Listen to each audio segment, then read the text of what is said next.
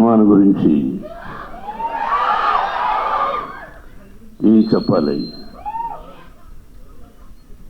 విష్ణు చెప్పినట్టు చాలా చెప్పాలి. ఇది ప్రజల సినిమా, మీ సినిమా. ఈ తరానికి ఏ తరానికి ఈ సినిమా ఎప్పుడూ కొత్తదే. భక్తిభావం, ఆ భక్తి ఎలా వచ్చింది, ఆ దూర్జటి మహాకవి ఎలా రాశారు, శ్రీ కాళహస్తీశ్వర మహత్యం అంటే ఏమిటి, దాన్ని ఇంతకుముందు ఎవరు తీశారు, మళ్ళీ ఏమిటి కొత్తగా చూస్తున్నారు వీళ్ళు అనేది ఈ సినిమాలో ఎంతో వ్యయ ప్రయాసలకు కష్టం. అంటే ఏదైనా ఏ సినిమా అయినా ఒకటి కష్టం. ఈ సినిమాలో అతిరథ మహారథుడు పేరు పేరున కేరళ నుంచి, ఆంధ్ర నుంచి, మద్రాసు నుంచి, నార్త్ ఇండియా నుంచి, మన భారతదేశంలో 4 మూలన ఉన్నటువంటి మహానటులందరినీ తీసుకొని వచ్చి ఈ సినిమాలో నటింపజేశాం. వాళ్ళు ఏం చేశారు, ఎలా చేశారు అని చెబితే ఏదో డబ్బా కొట్టుకున్నట్టు అవుతుంది. ఇన్ని రోజులు ఇక్కడే ఉన్నాడు శరత్. అతని గురించి అతనిదే నాటామని. నేను పెద్దనాయుడు యాక్ట్ చేసిన సినిమా అయిందే.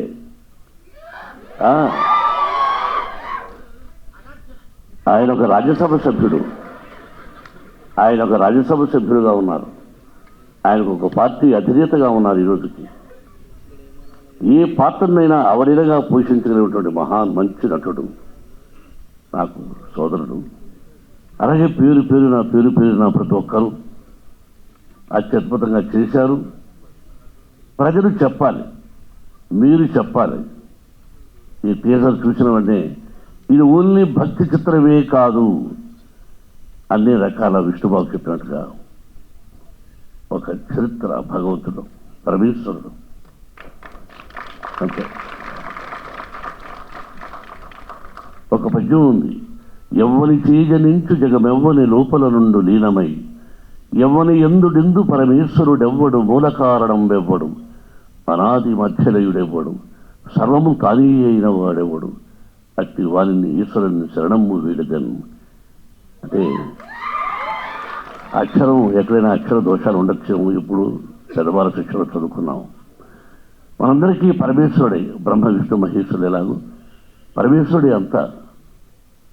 ఆయన ఆజ్ఞ ప్రకారమే మనం అంటూ ఉంటాం ఇళ్లలో, శివుడి ఆజ్ఞ లేనిది సీమైనా కుట్టదని. సామెతలు మనం వింటుంటాం, మన అమ్మ నాన్న చెప్పారు. అంతే. ఆయన పర్మిషన్ లేనిదే ఈ సినిమా తీసుంటాం. ఆ భగవంతుని ఆశీస్సులతో సినిమా తీసాం. మీరు ఇంకా ఎన్నో ఫంక్షన్స్ చూడాల్సి వస్తుంది కన్నప్ప ద్వారా. ఇంకెంతకంటే ఎక్కువ నేను మాట్లాడదలుచుకోలేదు. మీ అందరి ఆశీస్సులు నిర్మాతగా నాకనే కాకుండా ముఖ్యంగా నా బిడ్డకు విష్ణుకి, విష్ణు టీంకి మీ అందరి ఆశీస్సులు కావాలని కోరుకుంటున్నాను.